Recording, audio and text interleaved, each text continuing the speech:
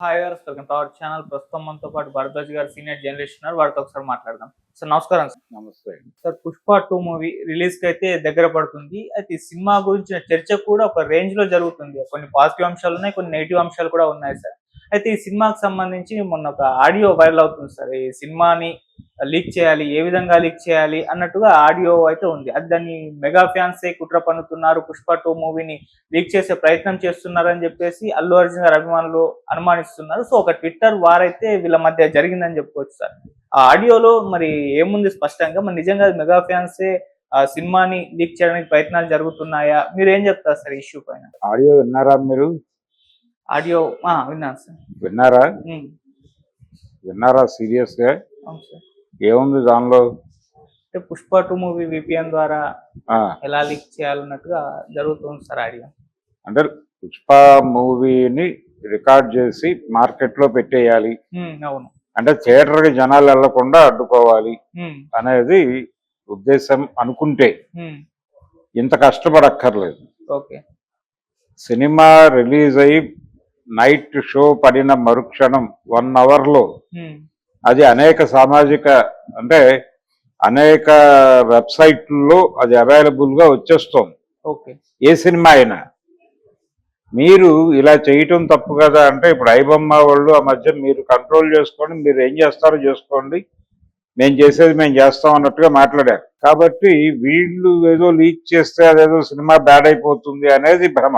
అయితే ఒకటి, ఇది వాంటెడ్ గా జరుగుతోంది. అంటే ఈ సినిమా మీద అంచనాలు పెంచడంలో భాగంగా, ప్రమోషనల్ యాక్టివిటీలో భాగంగా దీన్ని కూడా వాడుతున్నారా అనేది ఒక అనుమానం. అంత సీరియస్ వార్ ఉందా నిజంగానే మెగాభిమానులకి అల్లు ఆర్మీకి మధ్య ఉమ్, అనేది కూడా అనుమానమే. ఎందుకంటే అంత పెద్ద ఒక ఒక అసంతృప్తి అయితే ఉంది మెగాభిమానుల్లో. ఉమ్, అసంతృప్తి ఏంటంటే ఈయన ఎక్నాలెడ్జ్ అవ్వట్లేదు, అంటే ఆ గ్రూప్ గా ఈయన ఐడెంటిఫై అవడం లేదు, తనని తాను సపరేట్ ఎంటిటీగా ఉంచుకునే ప్రయత్నం చేస్తున్నాడు అనేది కొంత ఇబ్బంది ఉంది. ఓకే.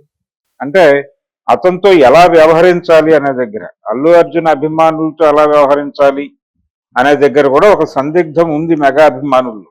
ఉమ్, అంతే. అది ఏ హీరో అభిమానులకైనా, ఇప్పుడు రామ్ చరణ్ అభిమానులు రామ్ చరణ్ అభిమానులు, ఉమ్, చిరంజీవి అభిమానులు చిరంజీవి అభిమానులు, అలాగని చెప్పి అల్లు అర్జున్ అభిమానులుగా కూడా ఉండాలి అనేది లేదు. ఓకే. అలాగే అల్లు అర్జున్ అభిమానులు చిరంజీవి అభిమానులుగానో రామ్ చరణ్ అభిమానులుగాను కూడా ఉండాల్సినటువంటి అవసరము సందర్భము లేదు. ఖచ్చితంగా ఉండదు. ఉమ్, అలా ఉండదు కాబట్టి ఎవరి అభిమానులు వాళ్ళకున్నారు. పైగా ఆయన నాకు అభిమానులు లేరు, ఆర్మీ ఉందని చెప్తున్నాడు ఆయన.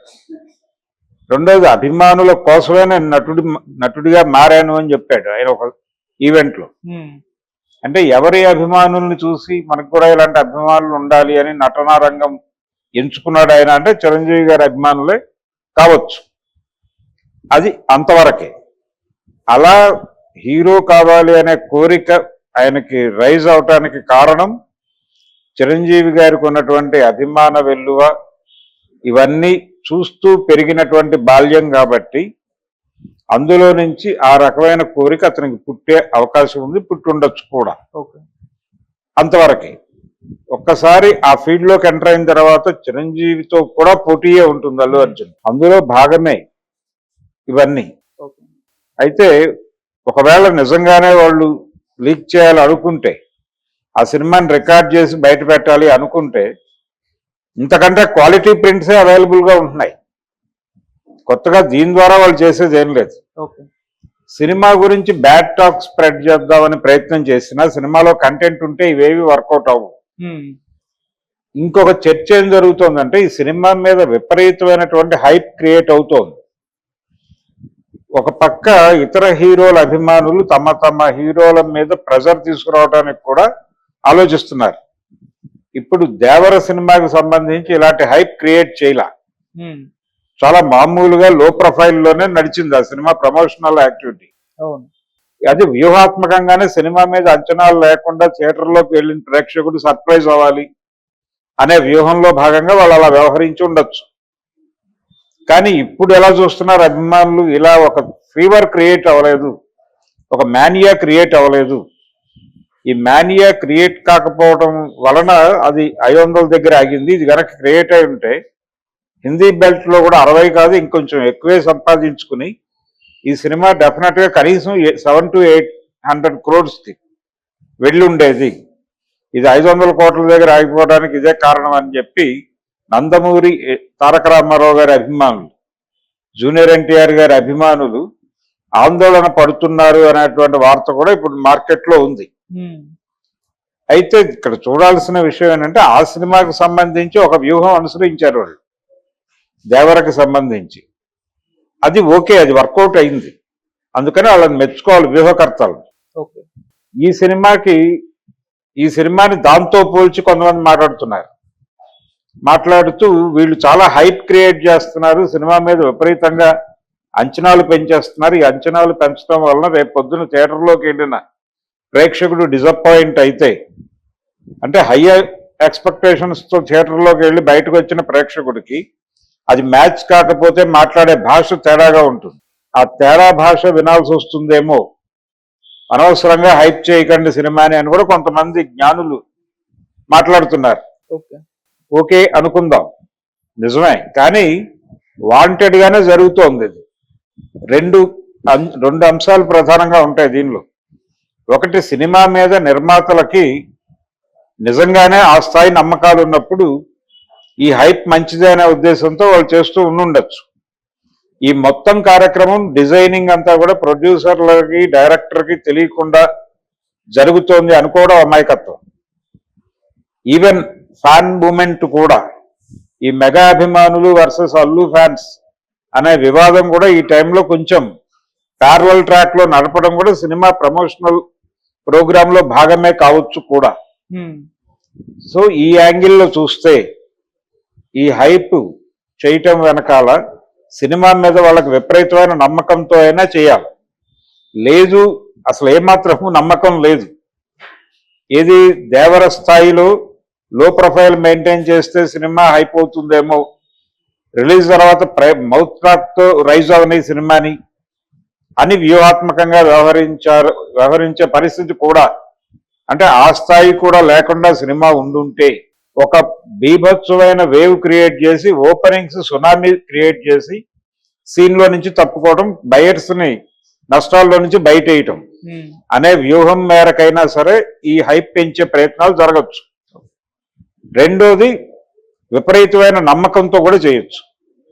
ప్రస్తుతానికి మనం సినిమా ఇంకా చూడలేదు కాబట్టి వీళ్ళకి భారీ అంచనాలు ఉండి, వీళ్ళకి ఒకటి ఆస్పిరేషన్ ఉంది, 2000 crore క్లబ్లోకి సినిమాని తీసుకెళ్ళాలి అనేటువంటి ఒక ఆశ ఉంది మాకు అనే విషయం అందరూ మాట్లాడారు, ఇంక్లూడింగ్ అల్లు అర్జున్.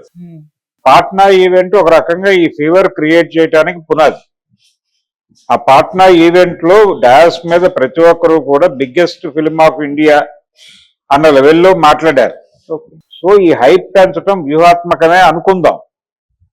ఈ సినిమాని ఆ రేంజ్కి తీసుకెళ్లాలి కాబట్టి ఈ స్థాయి మానియా క్రియేట్ చేయాలి అని వాంటెడ్ గా అనుకుని చేస్తూ ఉండుంటే, అది మ్యాచ్ అయితే ఇది 2000 crore క్లబ్లోకి వెళ్ళటం అనేది పెద్ద కష్టమేం కాదు. ఈ క్రియేట్ అయినటువంటి వాతావరణానికి, ఈ వాతావరణాన్ని మ్యాచ్ చేసే లెవెల్లో సినిమా ఉంటే మాత్రం వాళ్ళ ఆశలు నెరవేరుతాయి. లేదంటే గనక మనం ఇందాక చెప్పుకున్నట్టుగా ఓపెనింగ్స్ కి మాత్రమే పరిమితమై సినిమా తప్పుకుంటుంది. ఇంకొక విచిత్రమైన విషయం ఏంటంటే, పుష్ప రిలీజ్ తర్వాత ఒక 20 రోజుల తర్వాత 20 days తర్వాత 2 సినిమాలు ఉన్నాయి మైత్రి మూవీ మేకర్స్. రాబిన్ హుడ్ అనే సినిమా ఉంది 25th ఇప్పుడు. రాబిన్ హుడ్ తర్వాత పొంగల్కి ఒక సినిమా ఉంది మైత్రి మూవీ మేకర్స్. ఏది తమిళ్లో అజిత్ తో చేస్తున్నారు అసలు, గుడ్ బ్యాడ్ అగ్లీ. అది తెలుగు వెర్షన్ రిలీజ్ అవుతుంది. కాబట్టి ఇది మైత్రి మూవీ మేకర్స్ డిసెంబర్ 5 నుంచి మొదలుపెట్టి జాన్యువరి చివరి వరకు దాదాపు 3 సినిమాలతో ఆడియన్స్ ని బిజీ చేయబోతున్నారు, ఎంగేజ్ చేయబోతున్నారు. ఈ మూడిటి మీద అంటే థియేటర్లు ఎలా షేర్ చేస్తారో ఆ డిస్కషన్ కూడా జరిగింది మొన్న. అంటే పుష్ప వదిలేసిన థియేటర్లను మేము చూస్ చేసుకుంటామని మాట్లాడాడు ఆయన, ప్రొడ్యూసర్ గారు. ఇది నడుస్తున్నటువంటి కండిషన్. ఆ 2 అభిప్రాయాల్లో ఏది నిజం అనేది తెలియాలంటే సినిమా రిలీజ్ అవ్వాలి. నిజానికి మెగా వర్సెస్ అల్లు అనే వారు కూడా ఈ సినిమాకి హెల్ప్ అవుతుందని వాళ్ళు అనుకుంటున్నారు. ఆ ఉద్దేశంతోనే అరవింద్ గారు ఎక్కడ బయట కనబట్టలేదు. ఓకే. ఆయన వ్యూహాత్మక మౌనం వహించాడు. ఇది గనక బీభత్సంగా ఫ్లేరప్ అయిపోయి ఇది నిజంగానే వివాదాస్పదం అయితే దాన్ని అదుపు చేయటం కోసం ఆయన క్రైసిస్ మేనేజర్గా ఎంటర్ అవుతాడు. ఆ క్రైసిస్ మేనేజ్మెంట్ చేయటం కోసం ఆయన ప్రస్తుతానికి ఎక్కడ కనబట్టలేదు, వినబడటం కూడా లేదు. ఓకే, అది విషయం. అంటే మెగా వర్సెస్ అల్లు అనే టాపిక్ వెనకాల ఈ అంశాలన్నీ కూడా పరిగణనలో తీసుకోవాలి. Okay sir, thank you so much.